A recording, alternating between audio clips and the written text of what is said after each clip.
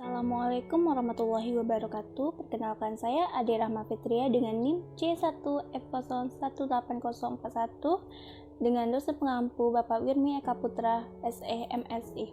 Baiklah, pada video kali ini saya akan menjelaskan mengenai akad murabaha. Ada 5 poin pembahasan yang akan saya bahas pada video kali ini. Yang pertama yaitu pengertian dari akad murabaha. Murabaha sendiri berasal dari kata Arab yang berarti perolehan, keuntungan atau tambahan. Muhammad Syafi'i Antonio menafsirkan bai al-murabaha adalah jual beli barang pada harga asal dengan tambah keuntungan yang disepakati. Dalam bai al-murabaha, penjual harus memberitahu harga pokok yang ia beli dan menentukan suatu tingkat keuntungan sebagai tambahannya. Yang kedua yaitu mengenai jenis-jenis akad murabaha. Yang pertama yaitu murabaha dengan pesanan atau murabaha to the purchase order, yaitu murabaha dengan pesanan dapat bersifat mengikat pembeli untuk membeli barang yang dipesannya. Dalam murabaha jenis ini, penjual melakukan jenis pembelian barang setelah ada pesanan setelah pembelian. Yang kedua yaitu murabaha sederhana adalah bentuk akad murabaha ketika penjual memasarkan barangnya kepada pembeli dengan harga yang sesuai harga perolehan diambil margin keuntungan yang diinginkannya. Yang ketiga yaitu dasar-dasar syariah. Yang pertama berasal dari Al-Quran seperti dalam surah Al-Baqarah ayat 275 yang artinya orang-orang yang makan atau mengambil riba tidak dapat berdiri melainkan seperti berdirinya orang yang kemasukan syaitan lantaran yaitu tekanan penyakit gila.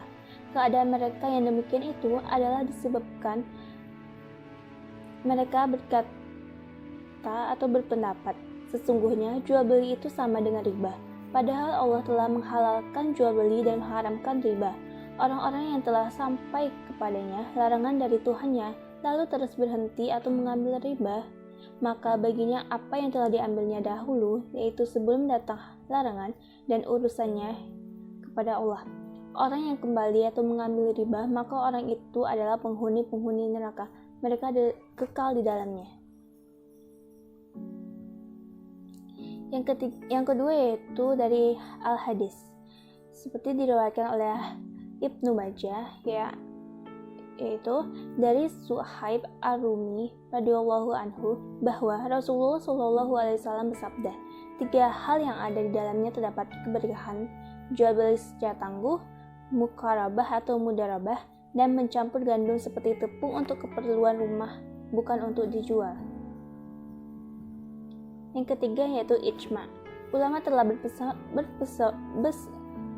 sepakat bahwa jual beli atau murabaha tidak diperbolehkan dengan alasan bahwa manusia tidak akan mampu mencukupi kebutuhan dirinya tanpa bantuan orang lain. Namun demikian, bantuan atau barang milik orang lain yang dibutuhkannya itu harus diganti dengan barang lainnya yang sesuai. Poin keempat yaitu melalui perlakuan akuntansi dalam PSAK 102. Ikhtisar ringkasnya yaitu PSAK 102 yaitu akuntansi murabaha mengatur pengakuan, pengukuran, penyajian dan pengungkapan transaksi murabaha. Dalam PSAK 102 ditetapkan untuk A. Lembaga keuangan syariah dan koperasi syariah yang melakukan transaksi murabaha baik sebagai penjual maupun pembeli. B. Pihak-pihak yang melakukan transaksi murabaha dengan lembaga keuangan syariah atau koperasi syariah.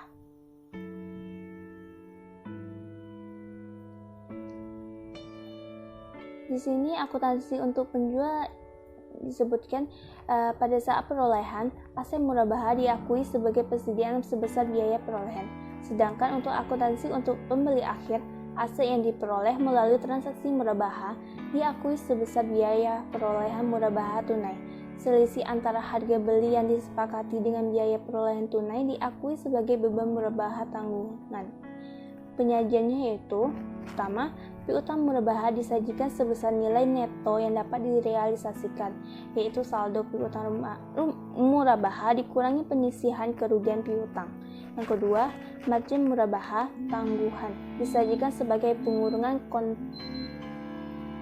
kontra account piutang murabaha. Yang ketiga, beban murabaha tanggungan disajikan sebagai pengurung atau kontra account atau utang murabaha. Nah, di sini ilustrasi kasus dari akam murabaha dapat teman-teman semua lihat pada slide video kali ini.